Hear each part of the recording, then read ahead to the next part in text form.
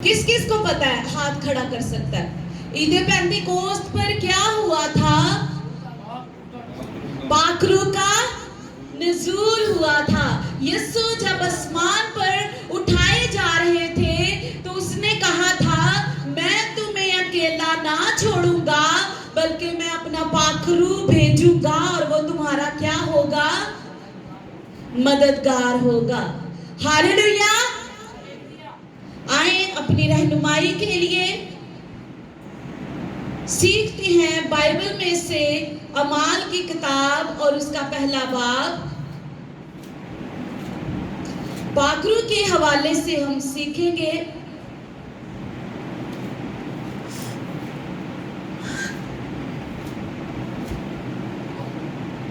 पहला बाब है और इसकी 8वीं आयत है। इसमें यूं मरकूम है, लेकिन जब रूह कुद्दस तुम पर नाज़िल होगा तो तुम कुव्वत पाओगे और यरूशलेम और तमाम यहूदिया और सामरिया में बल्कि ज़मीन के इंतहा तक मेरे गवाह ठहरोगे। जब कौन आएगा? पाखरू आएगा, रूह कुद्दस आएगा। जब यीशु आसमान पर उठाए जा रहे थे तब वो पाखरू के बारे में बता रहे थे और उसने कहा, लेकिन जब रूह कुद्दस तुम पर नाजिल होगा तो तुम क्या करोगे? कुव्वत पाओगे, शक्ति पाओगे, ताकत पाओगे। एक कमजोर शख्स लड़ाई नहीं कर सकता। एक कमजोर शख्स जंग नहीं जीत सकता। जब हम पाखरू में जब हम रूह कुद्दस का बपतिस्मा हासिल करते हैं उससे पहले क्या होता है? अपने गुनाहों का इकरार होता है, पानी का बपतिस्मा होता है और फिर पाखरू का बपतिस्मा मिलता है। और उसी वक्त ये बात समझ लें कि हम हालते जंग में आ जाते हैं, हमारी जंग शुरू हो जाती है। और बाइबल में लिखा है, जो मसीह यीशु का होता है, मसीह यीशु में होता है, वो उसका सिपाही होता है। ऐसा ही है ना? क्योंकि उसकी जंग होती है। इंसान जब रूह कुद्दस को पा लेता है, पाखरू को पा लेता है, बपतिस्मे को पा लेता है, तो वो एक जंगजू होता है और उसको कुव्वत की, ताकत की जरूरत होती है। तब पाखरू का मस्सा उसको कुव्वत बख्शता है। बीमारियों पर कुव्वत, हालात पर कुव्वत, लानतों के ऊपर कुव्वत, हर तरह की कुव्वत बख्शता है, इख्तियार बख्शता है। जब पाखरू का मस्सा आता है तो जिंदगी बदल जाती है। जब पाखरू का मस्सा आता है तो जिंदगी में बहुत सारी तब्दीलियां वकूअ पज़ीर होती हैं। जिंदगी पहले जैसी नहीं रहती। जब पाखरू का मस्सा आता है तो इंसान की सोच बदल जाती है। जब पाखरू का मस्सा आता है इंसान के तौर तरीके बदल जाते हैं, इंसान का रवैया बदल जाता है। और बहुत लोगों के साथ ऐसा होता है कि उनका कारोबार भी बदल जाता है। वो अपनी नौकरियां तक छोड़ देते हैं, वो अपने जो उनका पेशा होता है उसको भी छोड़ देते हैं और वो कहते हैं कि अब तो बस हम खुदा ही की खिदमत करेंगे। जब पाखरू उनकी जिंदगी में आता है उनकी शक्ल बदल जाती है। अगर हम देखते हैं मूसा की जिंदगी पर गौर करते हैं तो जब वो खुदा के साथ बात करता है और पहाड़ से नीचे उतरता है तो बनी इस्राएल उसकी शक्ल पर नजर नहीं कर सकते थे, क्योंकि उसकी शक्ल नूरानी हो जाती है, खुदा का नूर उसकी शक्ल पर आ जाता है। जब पाखरू जो कि खुदा है हमारे अंदर आ जाता है, हमारी लगन उसके साथ लग जाती है, तो खुदा का नूर भी हमारे अंदर होता है। हालेलुया। खुदा का रूह गम को खुशी से बदल देता है। जहां खुदा का रूह होता है वहां कोई गम नहीं रहता, क्योंकि वो गम रहने ही नहीं देता। पौलुस और सिलास के पांव काट में ठोके गए थे, वो कैद की हालत में थे, वो परेशानी की हालत में थे, वो उस वक्त सारी कलीसिया से जुदा थे, अपने खानदान से अलग थे, अपने बीवी बच्चों से दूर थे, वो सबों से जुदा थे। लेकिन वो क्या कर रहे थे? खुदा की हम्द के गीत गा रहे थे। क्यों? क्योंकि उनकी रूह खुदा के साथ लगी हुई थी।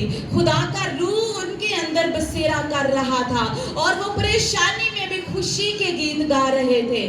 और इसीलिए पौलुस रसूल कहता है खुश रहो, फिर कहता हूँ खुश रहो, क्योंकि जो खुदा के अंदर रहते हैं वो भूखे भी हों तो उनके चेहरे से जाहिर नहीं होता, क्योंकि खुदा का रूह उनको आसूदा करता है। खुदा का रूह उनको ताजगी बख्शता है। खुदा का रूह उनको ताकत बख्शता है।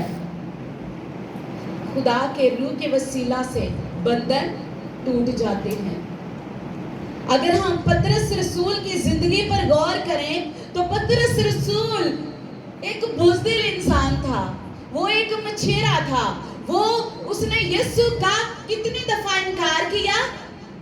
3 दफा इनकार किया। वो एक डरपोक इंसान था, वो डरता था, वो लोगों से डरता था। लेकिन जब पाक रूह उसके अंदर आ गया तो पहली दफा में उसने 3000 से ज्यादा लोगों को मसीह यीशु में अपनी कलीसिया में शामिल कर लिया। आमीन। खुदा का रूह उसके बीच में बोला, खुदा का रूह उसकी जिंदगी में आया और उसकी ज़बान खुल गई, उसका डर जाता रहा, उसके बंधन टूट गए और उसकी जिंदगी में कोई खौफ ना रहा।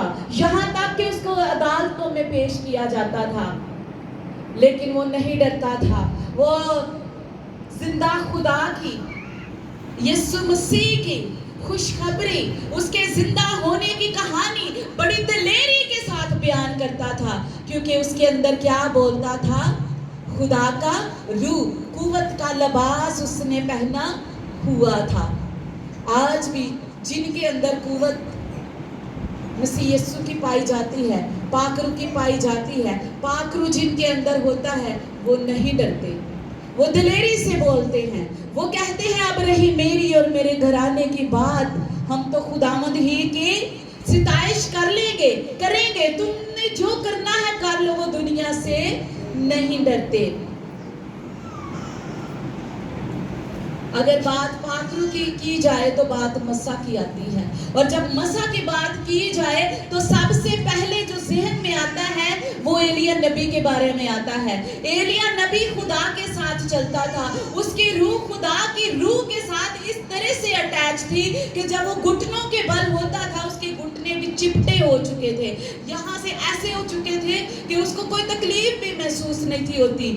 वो घंटों के हिसाब से सारी रात भी घुटनों के बल झुका रहता, और इस कदर फिर खुदा का रूह उसके ऊपर नाज़िल होता, इस कदर उसका मसा उसकी जिंदगी में था कि उसके कपड़ों के अंदर भी कुव्वत थी, उसके कपड़ों के अंदर भी मसा था, उसके कपड़ों के अंदर से भी ताकत निकलती थी। और एलीशा इस बात को जानता था, एलीशा इस बात से वाकिफ था।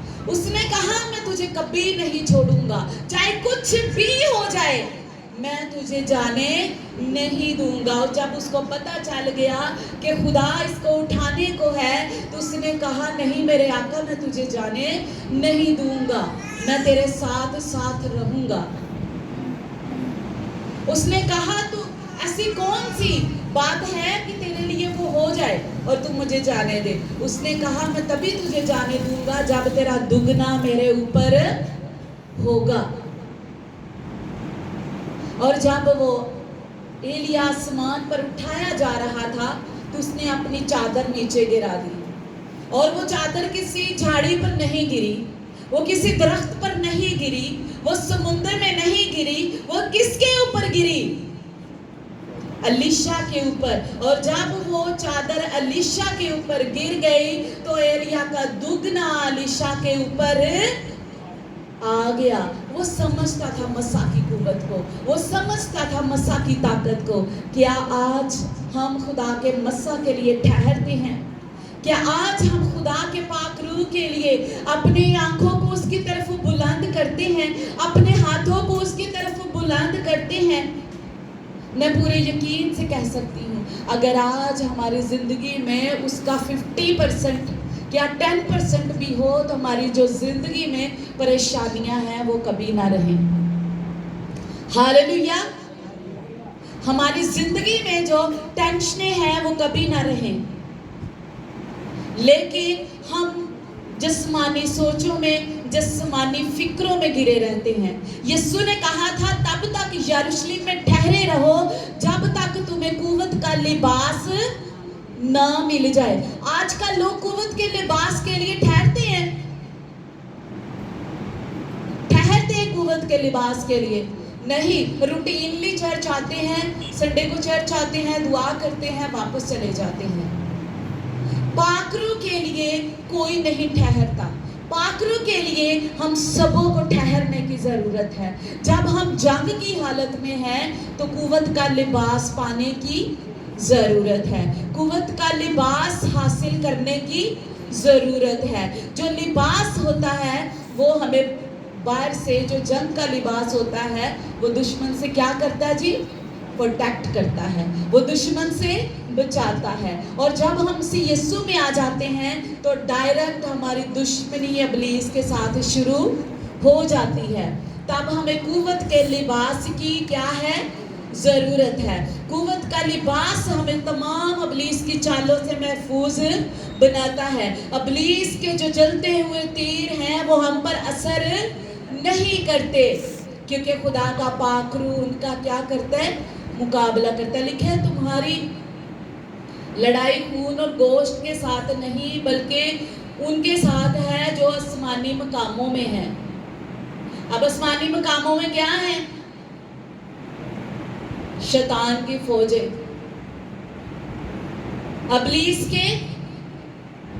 इब्लीस की फौजें।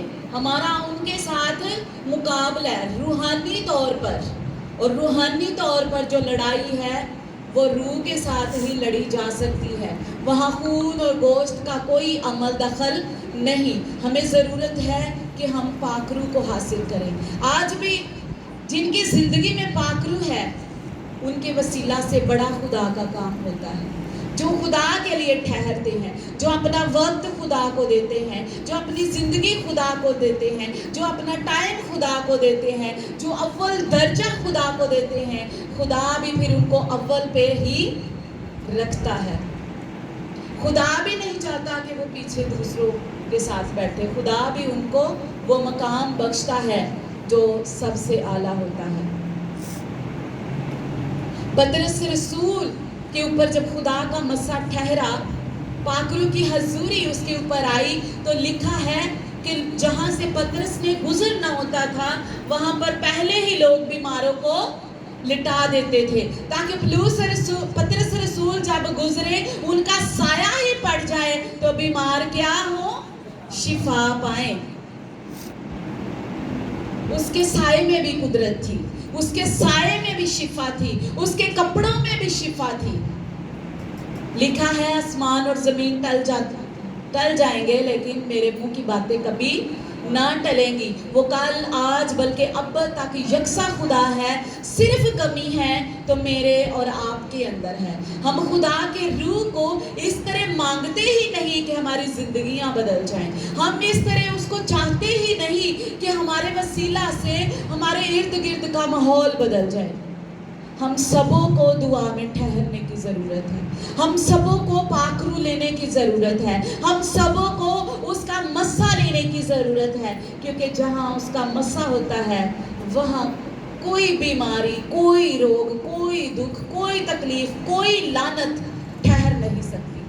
मारूसी लानतें जाती रहती हैं, लोगों की बोली हुई लानतें जाती रहती हैं। जहाँ खुदा का पाकरू होता है, पाकरू इख्तियार बख्शता है, पाकरू हमें फतह बख्शता है। हालेलुया। जहाँ पाकरू होता है वहाँ जितना मर्जी कोई बड़ा जिन हो, जितना मर्जी कोई इब्लीस का मोकल हो, जितना मर्जी बड़ा कुछ भी कोई देवता हो, पाकरू के आगे, खुदा के आगे कोई ठहर सकता है? नहीं। हमें